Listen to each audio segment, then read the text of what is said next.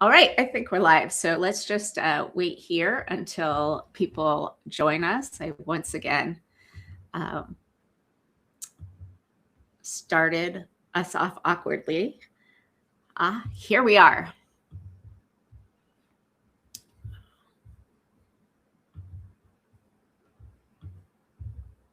All right, we have a couple people joining us. We've got people coming in right now.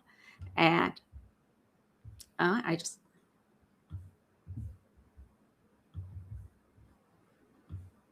right. I think we can get started. Hey, everybody. I'm Stephanie Wilson, as you know, and this is Freedom Over Fascism Live. And today I'll be talking to Dr. Deborah Shushan, who I talked with a couple weeks ago, and you all probably know. She's a Middle East and U.S.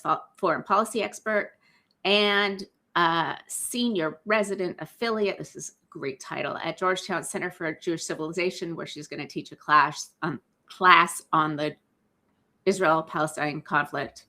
And she has directed Israel-Palestine policy at J Street, and among other things. So before we get started, I would like to invite all of you guys to subscribe to both of us by clicking the buttons at the top of your screen, and also keep pressing those red hearts, which will help both of us, thank you, be more visible to the folks in Substack.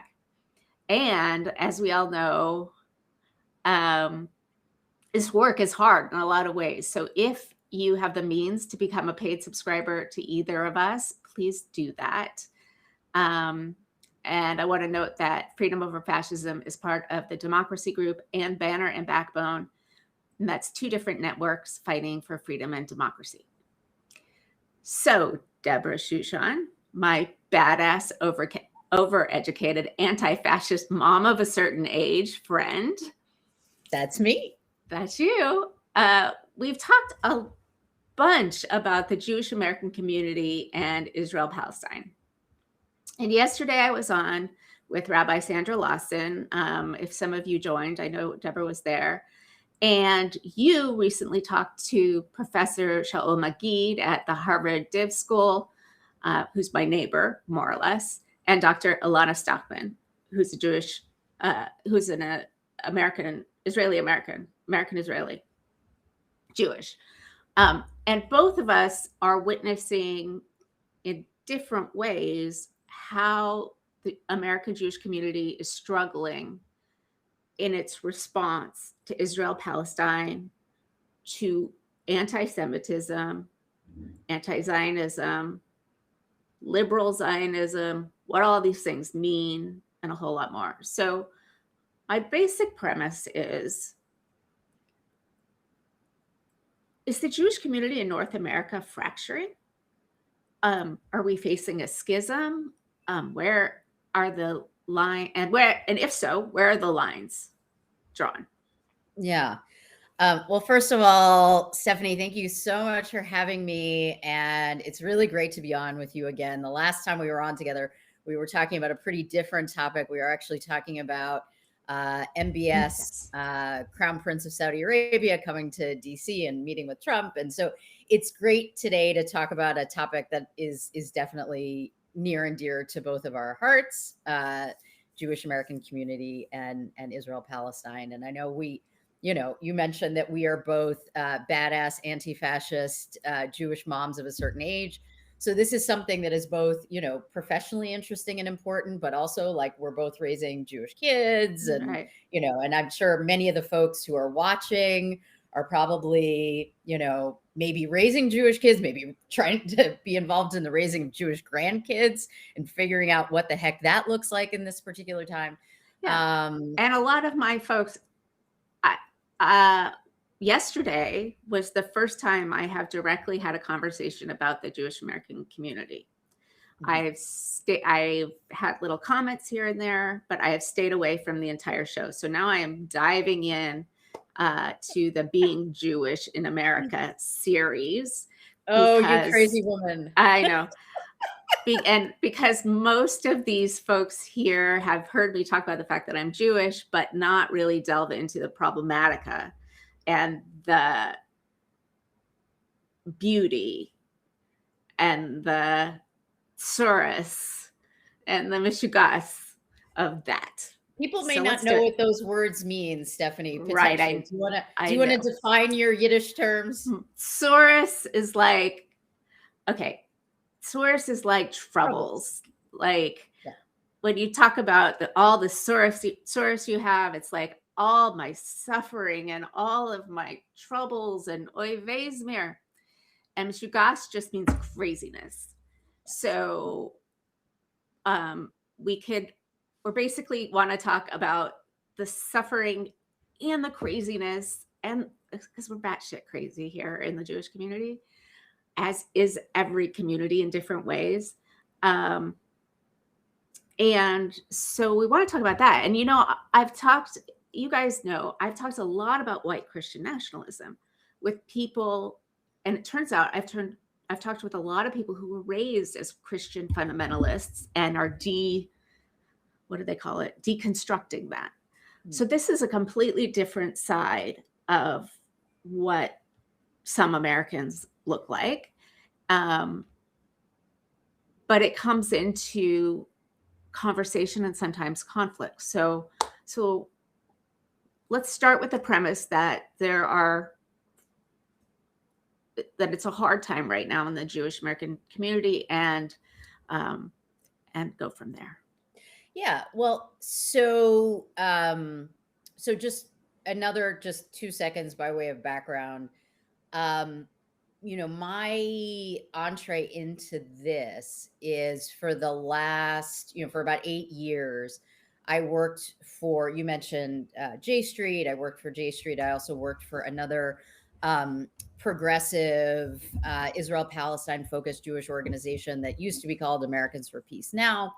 And so, even though I'm a political scientist focusing on international relations of the Middle East by training, really had my trial by fire on the Jewish community and where we stand on Israel-Palestine, being involved with a couple of organizations that advocate for changes in U.S. foreign policy in a more, toward a more progressive positioning than U.S. foreign policy has had historically, and certainly, in recent decades. So, having said that, I think, the Jewish community was never united on this issue.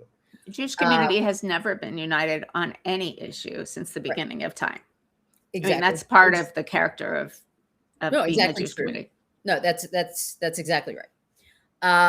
I would say, having said that since October 7th, so we're talking about the past, 2 years and change, it has been a very difficult time within the Jewish community. And, from my standpoint, and when October 7th happened, I was at J Street, and I had been at J Street prior to that.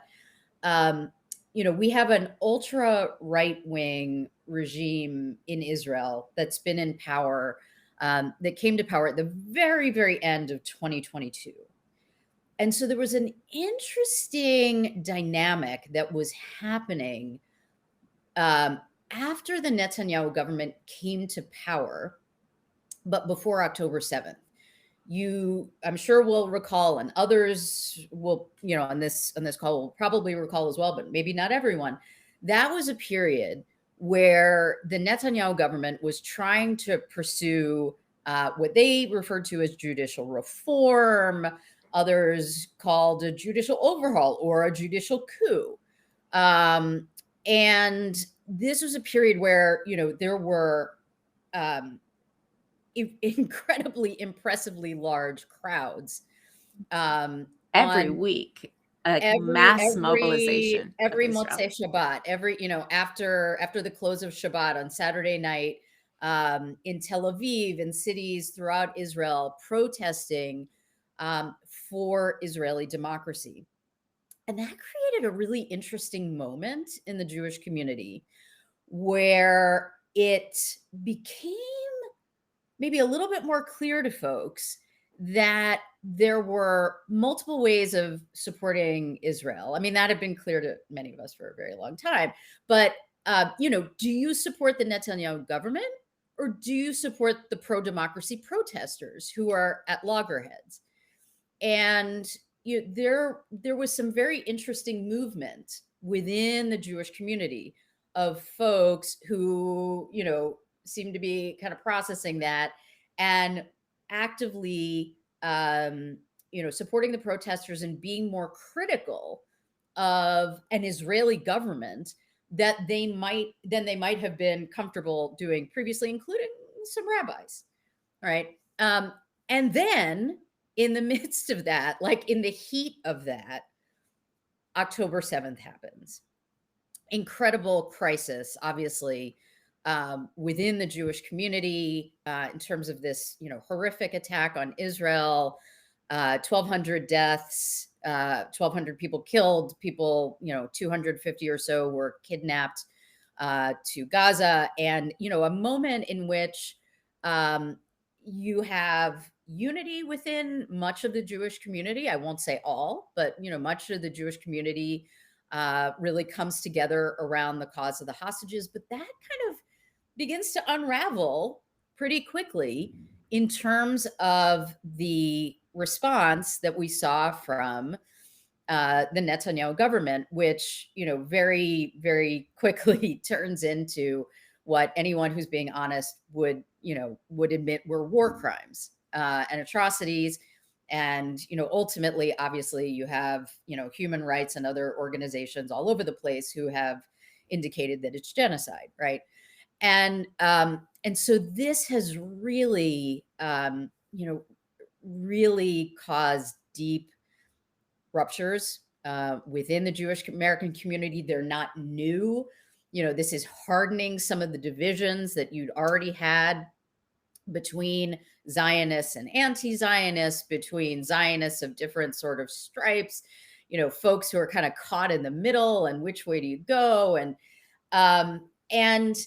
all of that, I mean, just kind of all of that for me, which was clearly in progress after October 7th over the past, 2+ years, took another turn around the election of Zohran Mamdani in New York, which became incredibly contentious, particularly just in the few weeks right before that election.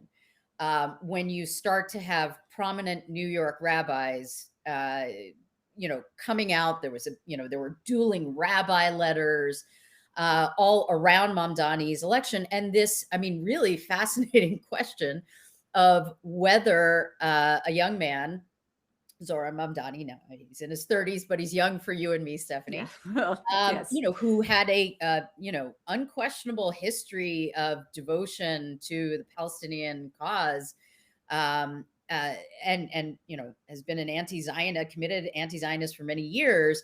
What would that mean if he were to be elected the mayor of the largest Jewish city in the United States, so sort of the epicenter of American Jewry? Well, it's the largest probably I don't know the exact numbers, but my guess is it's the largest Jewish city in the world. I don't know if Tel Aviv or Jerusalem. If the largest is Tel Aviv, I don't know, but it's pretty. It's got to be pretty close. It's got to be pretty close. Yeah, it's got to be right. So epicenter of American Jewry for sure, and as you indicate, obviously, incredibly important place in terms of world Jewry more broadly.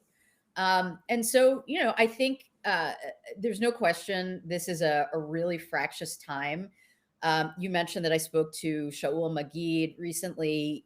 His thesis, as someone who interestingly has studied, Jewish history over the millennia, is that this is a moment of schism among Jews that could parallel, the schism between Hasidim and Mitnagdim, and he gives a lot of other examples that I'm not at all qualified to talk about. But a historic moment of schism within the community. And, and he, as a religious studies scholar, which I am not, and I take it you're not either, clarifies that schism means, I would use the term more loosely, right? But he's clear that schism actually means a situation in which you have a fracture in the Jewish community that is so serious that you have different groups that won't even associate with each other, that won't participate in the same institutions. So synagogues would have to choose one side or the other, specifically over the question of Israel, that the divide would be so serious. And his thesis is that we're not quite there yet, but that this schism is well on its way to, erupting into a full-scale schism. Yeah. So one of the things we talked about yesterday with Rabbi Sandra is that in all of this, we have to be able to hold a lot of truths in our heads at the same time. And those truths might seem to be mutually exclusive, but aren't. And that's a question of, narrative. That is my bailiwick. How do we understand the past, knowing that lots of events are remembered differently by different groups of people? That seems like it would be kind of basic, but the general narrative of how Israel came into being, the entire Zionist movement, and Israel as a group, as a state of Jews, and there's truth in, Israel has been embattled. Israel has also occupied the West Bank and Gaza since 1967. Those are two, and after 1948, or in 48, expelled a lot of Palestinians. Those are two kinds of truths that are both true, but are at odds. So I think one of the things that I think a lot of people have trouble with is acknowledging the narrative that you've always known, Mm-hmm. Is not the understanding of history that others have, Sure, but also that they can both be right. And the other thing is that since well before the foundation of Israel, American Jewry has been deliberately conflated by American Jews with the state of Israel through, all sorts of teen tours that go to Israel, and birthright, and having Israeli content in synagogues, and now that conflation becomes more and more problematic as the different groups understand what's going on in the world differently. And I'm trying to make that as neutral as possible, because we're going to go into much more depth. Because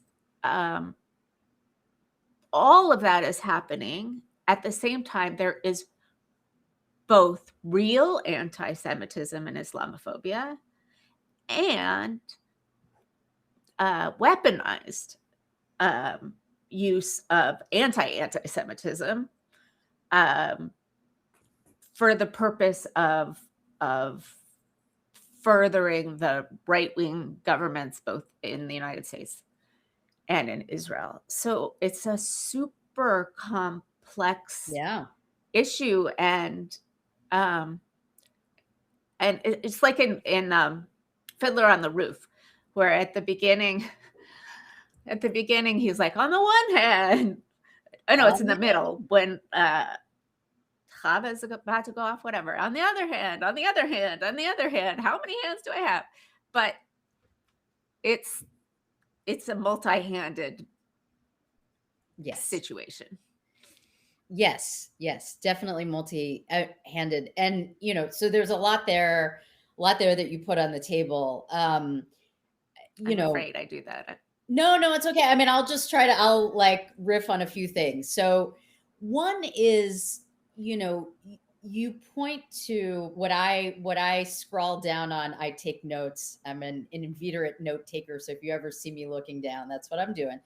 And, what I put down as founding myths, right? I mean, every society, has its founding myths.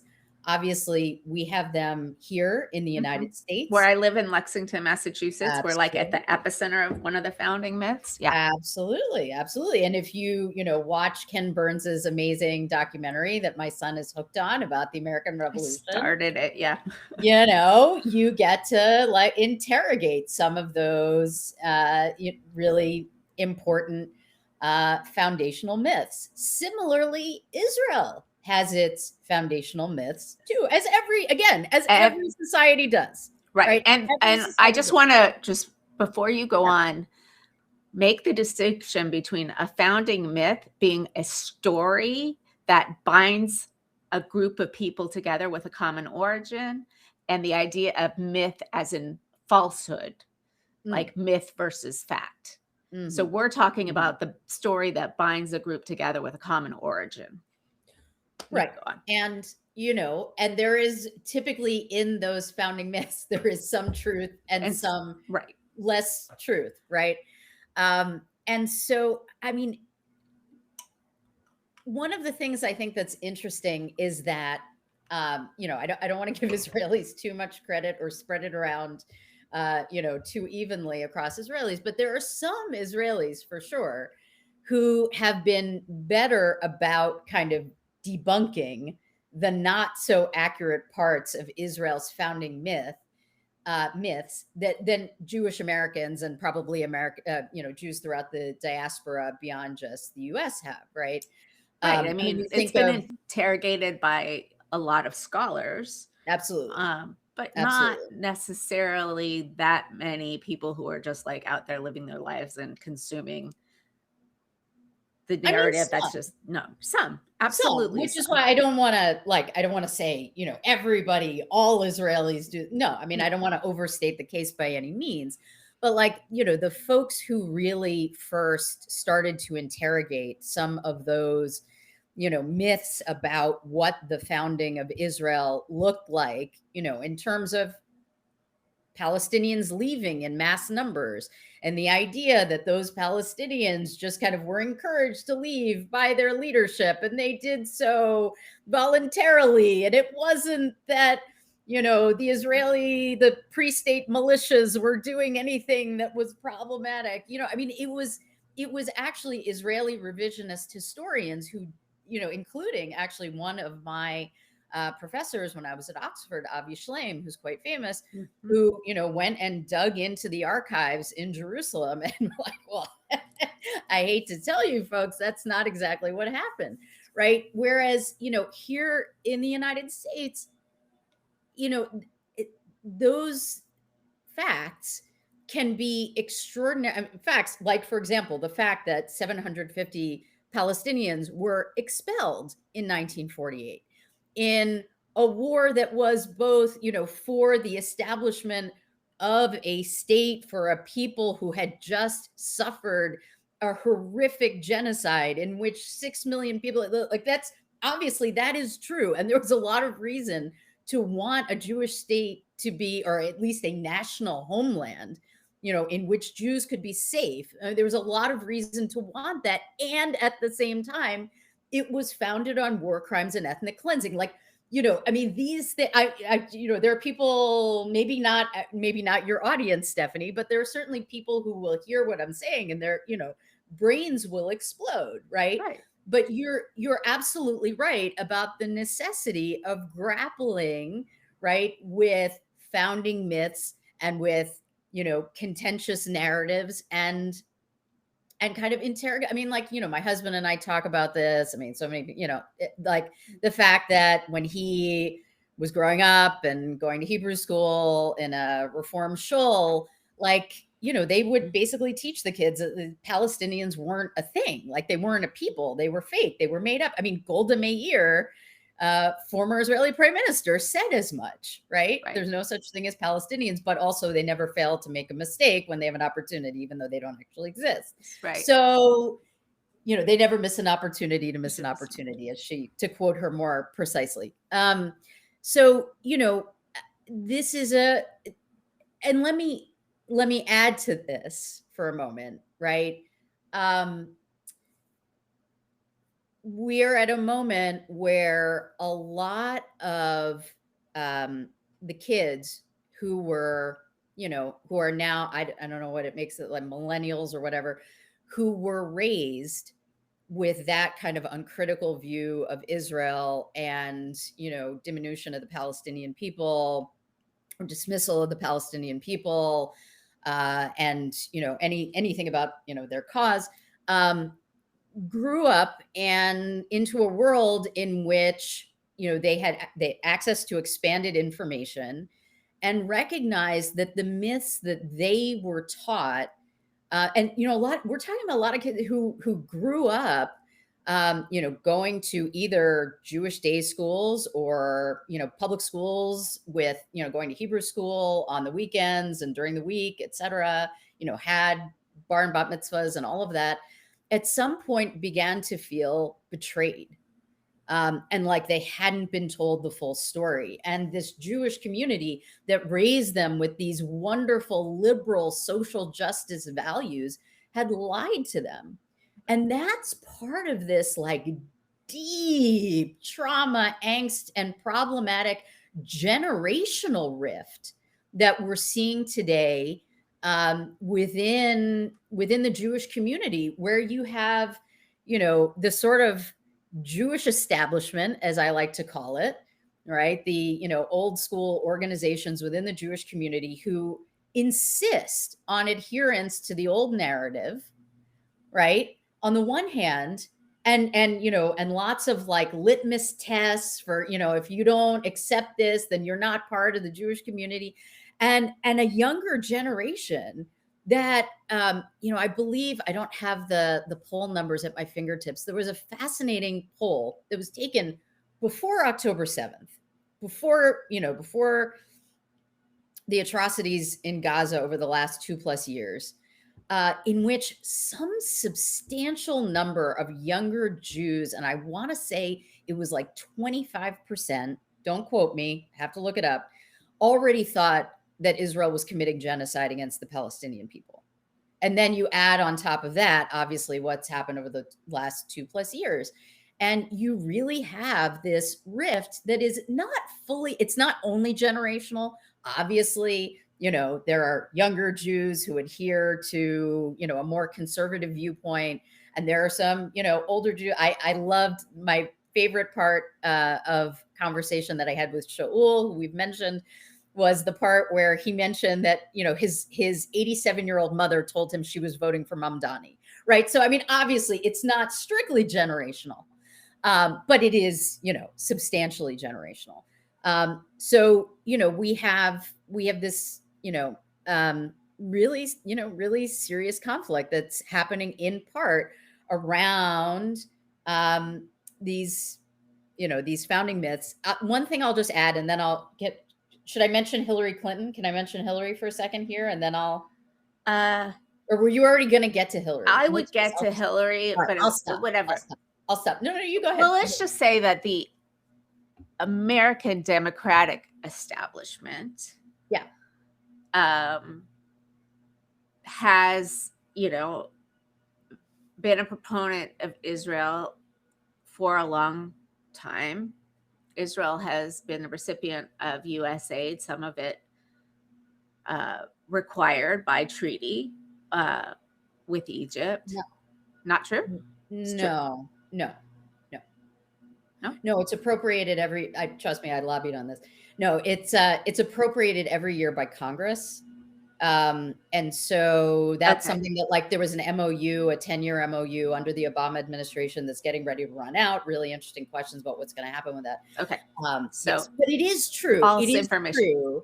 It is true that since the 78-79 peace treaty between Israel and Egypt, both of those countries have received billions of dollars a year in security assistance. That is true. Exactly. So that was the point that I wanted to make. Yeah. And I also wanted to make the point that it, from a national security standpoint of America, it's not all one-sided.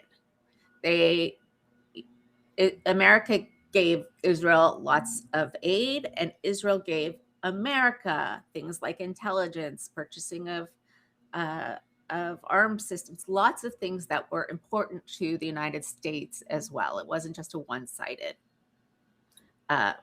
arrangement. I just want to pause here and say, so that's the schism, but it's also a big soup that, because you can always go back and forth between, if you go back 5 years or 10 years or whatever, the situation, there's the last 150 years of history in what is now Israel and Palestine has been pretty full. It's pretty active, and a lot has happened. And in the midst of that, not only are there competing ideas of the foundational myth, Palestinians understand Israel to be born in their pain. Absolutely. And it was. Israeli Jews, whatever, and Israelis not only were motivated by the Holocaust, but had started the Project of Zion long before the Holocaust, and would have argued at some point that no, the Holocaust was not the reason that Israel was created, that it was in the works long before. So there's that. And then there's the fact that there is real anti-Semitism in the world still, and there is real anti-Muslim sentiment and action in the world still. And so all these little things, like the clarity of a schism, to me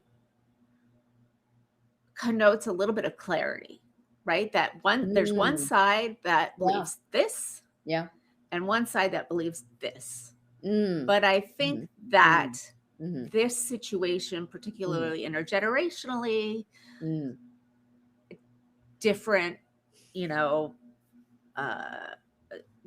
different types of Jewry, Orthodox, conservative, Reform, non-affiliated, and also Ashkenazi, Eastern, Mizrahim.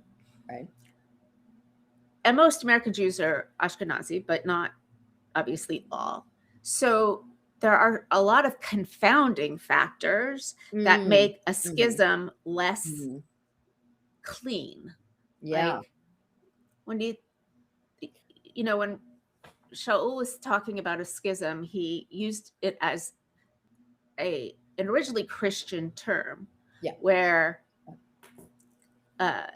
Christians at the beginning were deciding on what church doctrine was going to be. And there were some who believed one thing, some who believed another. The people who won got to control the narrative for a long, long time. So I guess what I'm doing is making it as complicated as possible to talk about, because it's a complicated issue, and it's an emotional issue for Jews and for Palestinians and for people all over the world. So how we get to a point where we understand who's on what side. Are there two sides? Are there 15 sides? Is it like a, is it like a, you know, an earthquake crack where in the cartoons you get a canyon? Or is it like a baseball hitting a windshield where you get spider webs of cracks where some of them are more dangerous, but some of them are still more strong and secure? I'd submit that that's probably a better way of thinking about it, but it doesn't make it any easier to tease out the pieces. Yes. So I mean, I think you raise a really good point about, the messiness of all of this for sure around lots of different axes. And you listed out some of those. The argument, I mean, the argument that Shaul makes, and obviously he can make it a lot better than I'll encapsulate it. But, in a nutshell, the argument that he makes is that I mean, he really does see it as two sides of a schism, right? Around Israel, basically, either pro-Israel with that as like a center of your Judaism, right? And people who just don't accept that, have fundamental issues with the nature of the state, don't want that to be a foundational element of their Judaism. And I don't know exactly, how he would define that, where that line comes in. But when I asked him about it, because it's interesting, like the organizations that I worked for would probably be considered within the center, right? Of, I mean, the liberal Zionist, right? So not, full on, no criticism, on sort of Zionism on one side or anti-Zionist on the other side, not either one of those, but, folks who profoundly care about the state of Israel, feel attached to it, and are also, also very critical of it and anti-occupation, and extremely critical of the ways, even again before October 7th, what Israel was doing to the Palestinian people. And I, so asked Shaul, like, okay, what, if we have this schism, like what happens to that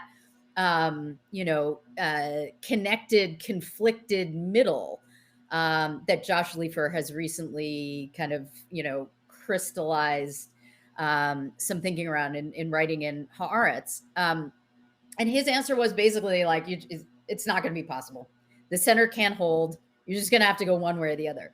And so one thing that I've been following a little bit that I think is really interesting is what happens in cases where there really is a stark choice. And that's in part what makes the whole Mamdani thing so interesting, right? This is a case for, I mean, obviously you and I are not New Yorkers, so we didn't vote in the election, but for New York Jews who were voting in the election, right, they had a choice between candidates who are obviously, running on different platforms and, that weren't related to Israel. I mean, obviously, let's be clear. Like Mamdani was running on an affordability platform that, and whatever, but he's running against Andrew Cuomo, and you have a choice. Those Jews, had a choice between, again, a guy with a long record of commitment to the Palestinian cause and saying things that would make even liberal Zionists very uncomfortable, right? And standing and embracing BDS, right? So that's on the one side. Can you explain what BDS is? Thank you. Yes, boycott, divestment, sanctions. So basically, it's a movement, as many folks will know already. But it's a movement that seeks to fundamentally change the nature of the conflict and the power imbalance between Israel and the Palestinians through using nonviolent means of boycotting, divesting from Israeli businesses and bonds and things like that, and sanctioning the state of Israel. And that is something that, the vast majority of the Jewish community has been opposed to, both, those who are uncritically pro-Israel, but also, most liberal Zionists have been opposed to BDS as well. So, okay, so you have Mamdani on one side, right? And you have Andrew Cuomo on the other side, who's just, really just totally uncritically, he went like the weekend before the election. I now forget what it was called. He went to this, like, there are probably folks who are watching us who will remember what it was called. It was like some rally, which was like the I Love Israel rally or whatever, with some like right wing figures, and like that's what he did right before the election. And so, and what's interesting is that, the liberal Zionist community in New York City, I would think, I've spoken with many of them and know that they supported Brad Lander, who's the outgoing comptroller, who is, a progressive and committed progressive Zionist who takes, very critical of the Israeli government, very anti-occupation.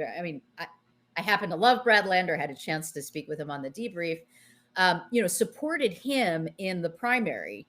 But then, when he lost the primary and he had that cross endorsement with Mamdani, in the waning weeks of the primary, that was really fascinating, right? You have this anti-Zionist and liberal Zionist, again, in an election that should not have been principally about Israel, but for some people it was. And so that, I think, did help a number of folks who are kind of in the middle and on the fence and not totally comfortable with Mamdani decide. And also, just the fact that Cuomo is horrific and serial, harasser of women, right? The choice on the other side was horrible, right? And decide to vote for Mamdani, right? Even when you had folks like, and he is a very interesting figure to me in all of this, Rabbi Elliot Cosgrove of the Park Avenue Synagogue, who gets up and gives a sermon, this Saturday right before the election, and spends an entire sermon that didn't have any like actual Jewish liturgical content whatsoever, but basically just tells people that, Mamdani is dangerous to the Jewish community and, at all costs, they had better not vote for him. Right. So you have that, right. And the interesting dynamic in which, a lot of liberal Zionists were able to reconcile themselves to vote for Mamdani. So that's like one interesting data point. And I just want to suggest, since I've just mentioned Elliot Cosgrove, that we now maybe are seeing another interesting development, because some folks here I know, who follow this inside baseball Jewish stuff all too closely, as, I admittedly do. Elliot Cosgrove just gave another speech a few days ago to a gathering of the American Zionist movement. And he said some things that really surprised a lot of people, that would have pissed off a lot of folks who were very happy with his pre-election speech against Mamdani, in which he said, to the Zionist movement, we have to take a hard look at certain things. And we need to realize that people who are coming from a place of love for Israel and are staunchly critical of things that the Israeli government is doing, including to the Palestinians, should be within the tent. And that was very interesting, because to me, like, that was speaking exactly to those liberal Zionists who didn't listen to him before the election and went with Mamdani. And now he's kind of trying to pull them back, but he's only willing to go so far, because to me, it's pretty clear, and I'd love to talk with him about this, that he still leaves, anti-Zionists outside the tent.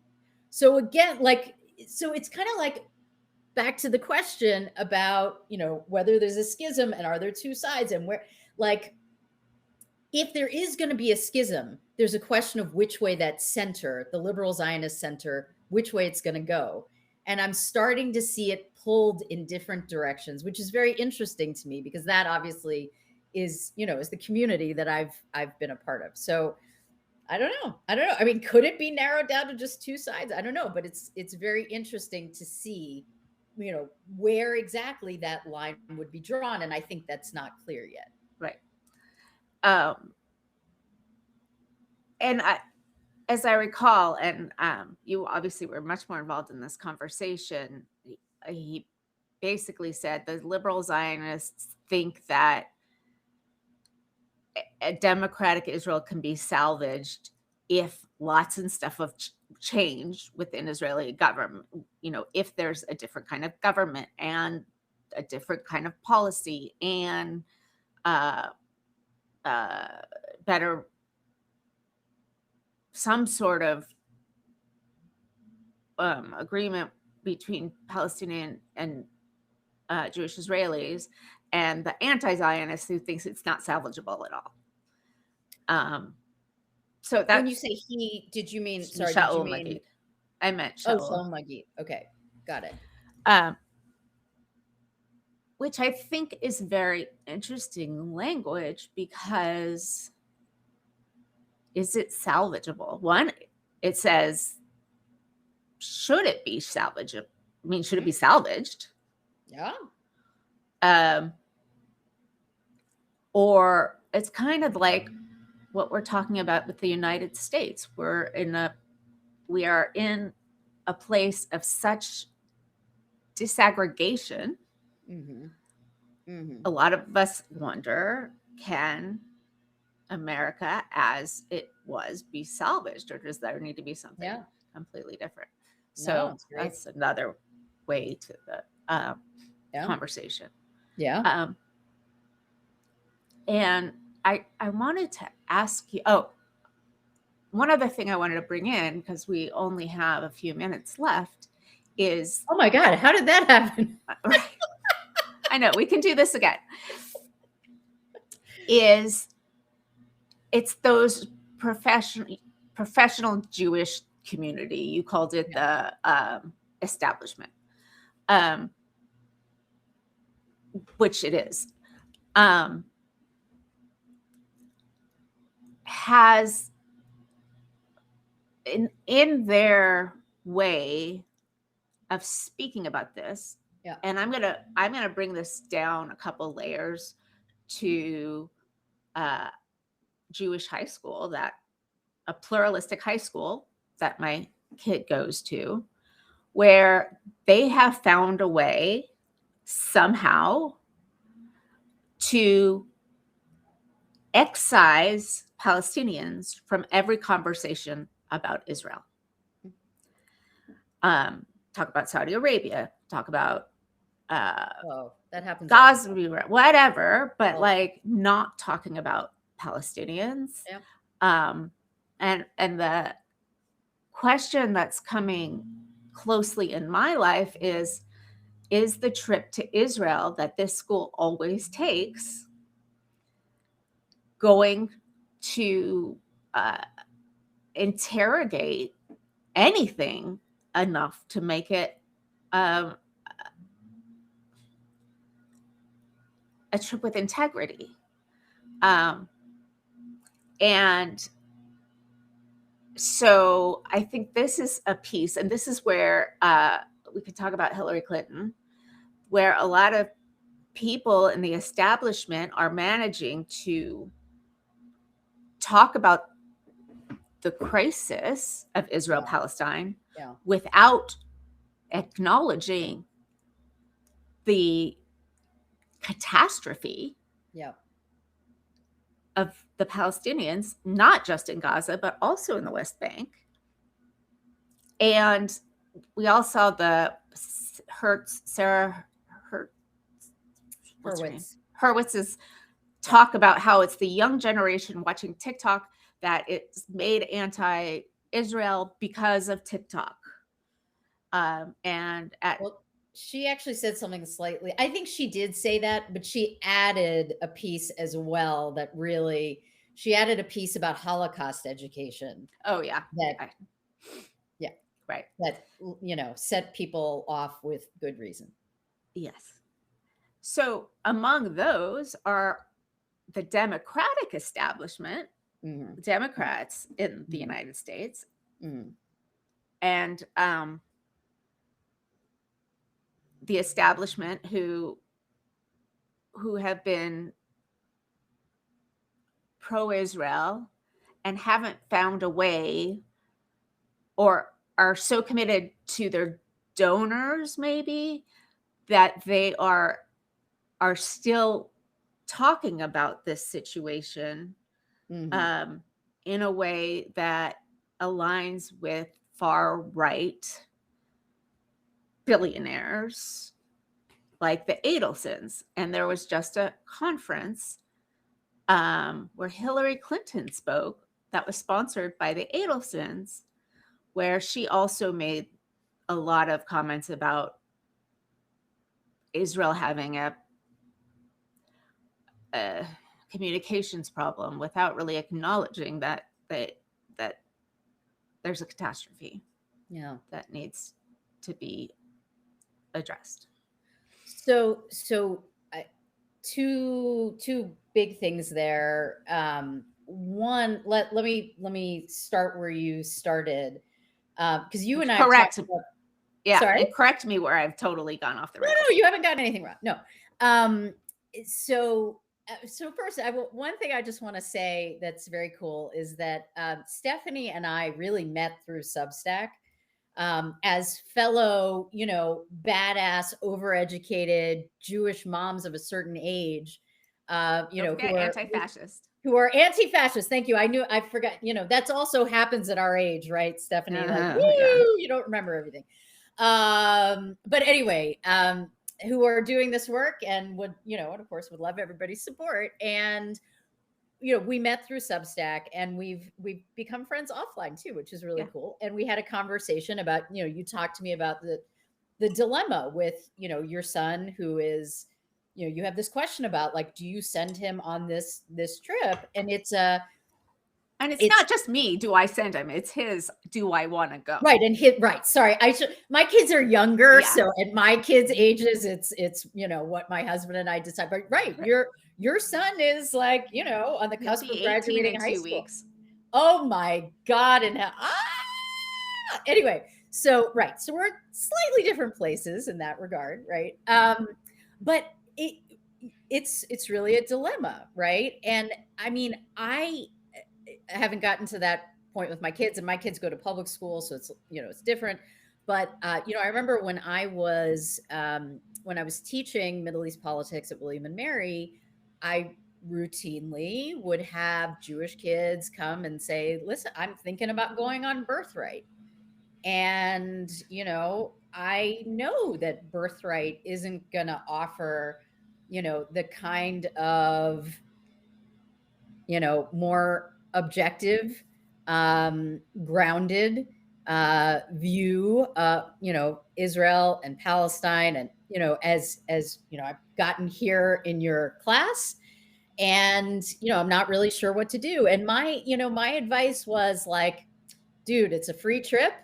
Yeah, it's a free trip, and you are equipped, and you are a thinking person, and what the hell, like, I mean, obviously in the end, their decision, but, like, you have my blessing if you decide that you want to do it. Like, go ahead and do it, even though I have real issues with Birthright. If you had the internal discussion with yourself, or maybe even external with other people, like, if I were designing a trip, here's how I would do it. Right. They need to talk to this person and that person. They need to go here. They need to go there. They need, Right. No, obviously we would do it, fundamentally differently. But it's hard. You're in a tough, and what I would say is this, like, the question that you posed is it going to be a trip with integrity? I believe were the words that you used. look, based on, I mean, I'm not at your son's school. I only know what you tell me. And what you tell me is that thus far, they've managed to go through years now, including the last 2 years since October 7th, like without mentioning Palestinians. So my assumption is that no, this is not going to be a trip with integrity. I would be very surprised if it were. And then you need to make a decision from there. I mean, fortunately, he has brilliant parents. I'm sure he's a super smart kid. And, maybe it's worth it, right? Maybe it's just worth it. And like you do whatever deprogramming you need to do. But, it's tough. Well, It's tough. I think there was an article, I don't remember where it was it, I don't know. I read things from so many different places where a liberal Zionist, wasn't even a liberal Zionist, maybe it was a Sarah Hurwitz. How do we get the Jewish young people to love Israel? And one of the side questions is, why would you want to? Right? And that wasn't a Zionist, clearly. But I think it's something that we have not engaged with at all about whether. Okay, so Israel is the first sovereign time the Jews have been sovereign since essentially the Roman War, when the Romans destroyed Jerusalem and the temple in 70 CE. So in 2,000 years. Now, we were pretty shitty at it then. And it didn't last very long. Yeah. It didn't last very long. Right. Those were like the original Hanukkah people. Then they had a dynasty. It didn't last very long. It wasn't very good. It was kind of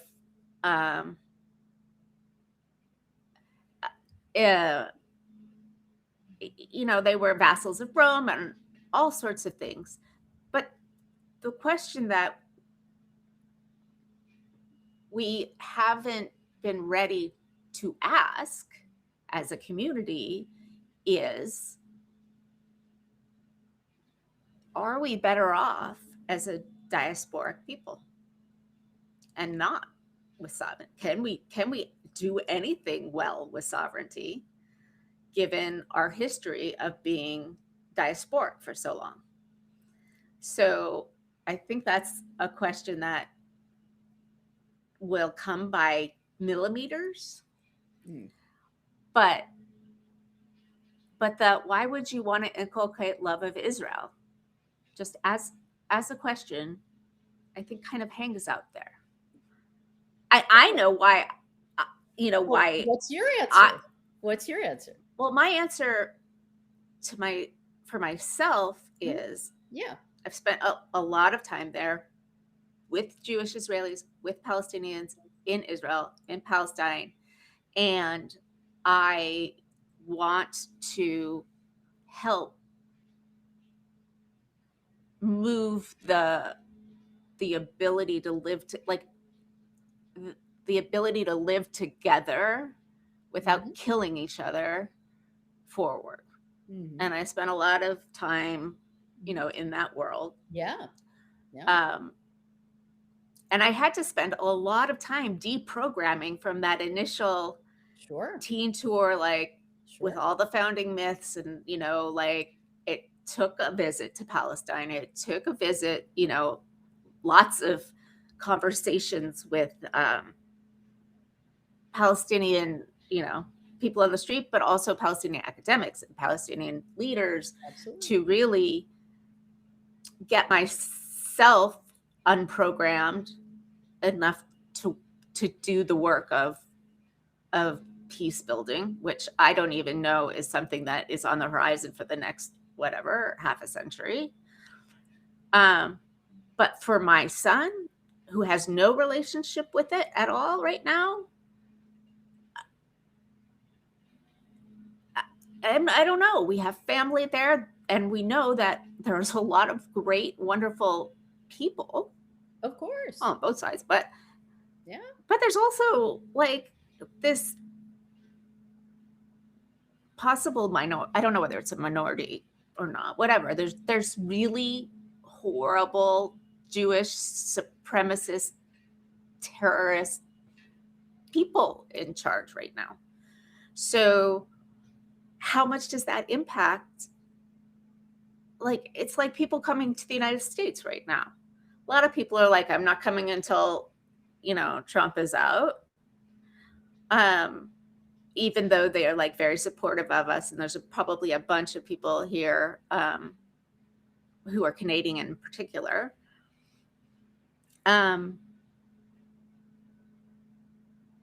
It's an open question in my mind. Yeah, for sure. And I think you and I come down in a similar place in terms of, in terms of our trajectories. I'm not saying it's exactly the same. No, I'm but sure it's kind not. of, in some ways, it's parallel, but not, because time periods are different. But yeah, right. But I mean, in terms of,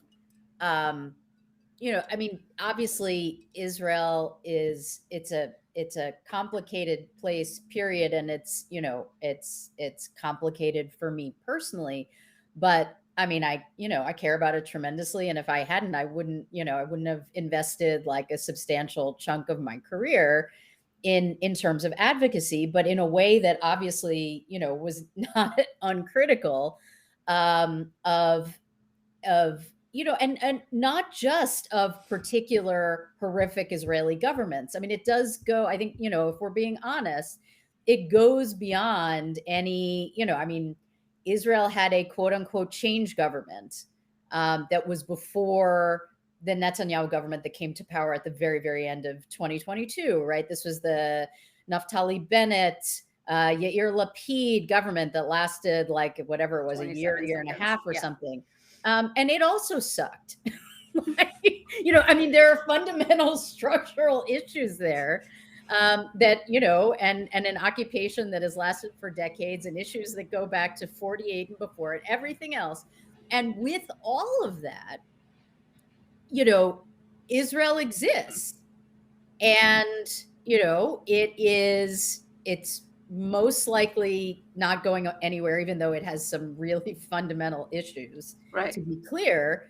But, I mean, for me as a Jewish person in the diaspora, and to be very clear, like, I mean, I'm very happy living in the diaspora. If I wanted to go make Aliyah, and sorry, that for anyone who doesn't know, Jewish immigration to Israel, it's very easy for Jews in the diaspora to do that.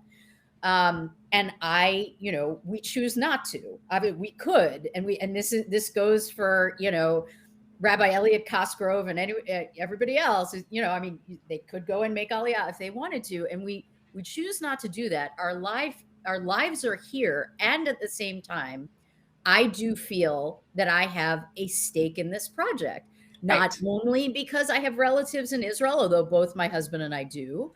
That's part of it for sure. But this is a Jewish project, and it is one that there are parts of it to be very proud of.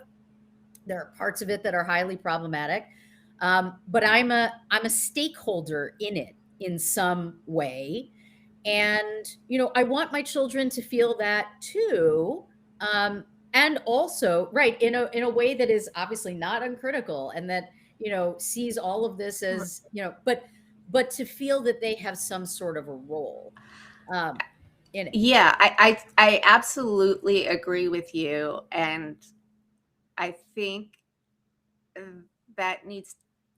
Maybe I'm just a control freak, not are the out of first the Jewish realm. mother to ever say that, Stephanie. I am a recovering. Somebody said, "Oh, I'm a recovering control enthusiast." But like, I want to be involved in curating. Yeah. What that story is. Yeah. I don't know. Yeah. Okay, we are over time, and I feel like this conversation could go on forever, and we'll have to have a part 2 and however many again. But for right now, Deborah, will you tell people how to find you? Because we have 161 people in the chat Yay! right now. Amazing. And right, how to find you and to sell yourself. That's quite a way to put it. Well, thank you so much. So I have a Substack that is still relatively new. It's about 5 months old. It's called The Debrief with Deborah Shushan. Sometimes I publish commentary. I do a lot of live Substack conversations like the one that Stephanie and I are doing right now. And it's basically how I would describe it is kind of all things at the intersection having to do with at least one or more of things like Israel-Palestine, the Jewish American community, U.S. foreign policy, democracy versus authoritarianism. I'm forgetting something else, anti-Semitism often, because that plays into all of this, which you raised, but obviously there's much more to be said about all of that. And so, yeah, so that's what I'm doing over at the Debrief. And if that stuff sounds interesting, I hope folks will come and check it out and subscribe. I hope you do. She's talked a lot also with Waj Ali, and which I really want to do as well. And I think people would get so much from following you, and also encourage you to follow me if you're one of Deborah's people who made it here or just saw it on Substack and decided to come over and check it out, because I littered some Yiddish words there in the title. I primarily focus on American freedom and democracy, even though I am Jewish and have spent a very large part of my life in the Israel-Palestine space, and care about it deeply. Most of my work here is about how we reclaim a better freedom for the United States in a different way that is better and more free for everybody. Yeah. So folks absolutely should also subscribe to Stephanie if they're my folks. And I would just like last 2 cents is that, these things are, I think we're all seeing, all of us here in the United States, how, even if you're only interested in domestic political dynamics and democracy versus authoritarianism and fascism. Ellen talked about the upcoming primary between Ellen Bender, between Dan Goldman and Brad Lander. Brad Lander. Yeah. That's going to be a whole microcosm right there. Yeah, but yeah, I don't think they're that. I don't actually know what Dan Goldman's politics are on Israel, but it's two well-known, thoughtful, educated Jewish men who are going to be in some sort of dialogue. Yes, it'll be interesting. But what I wanted to get at is that this issue, unfortunately, Israel-Palestine, anti-Semitism has played under the Trump administration, such an important role because they have used, as you stated at some point, the weaponization of the fight against anti-Semitism, against free speech and American democracy, that these issues really come together. And it's important to grapple with them, I think, together. Well, thank you so much, Deborah. We'll have to do this again. And thank you all for coming. And I'll see you next time on Freedom Over Fascism. Thanks.